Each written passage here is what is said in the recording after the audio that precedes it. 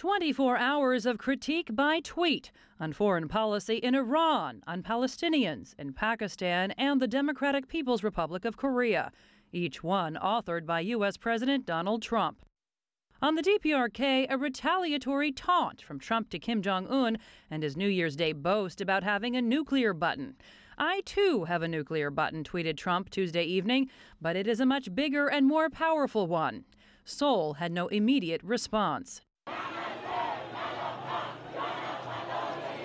But when Iran's foreign minister saw Trump tweeting his support for protests that began last week, he took to Twitter too, referring to foreign influence on the demonstrations, writing, "Infiltrators will not be allowed to sabotage them through violence and destruction."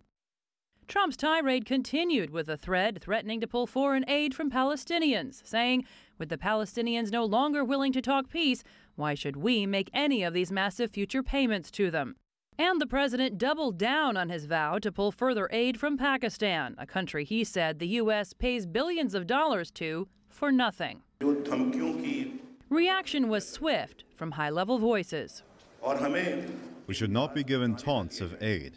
The Coalition Support Fund should not be given the name of aid or donations. We do not need such a fund. I would say that Palestinian rights are not for sale, and we will not succumb to blackmail. There are imperatives and requirements for peace, and unilaterally, President Trump has destroyed them. Good afternoon.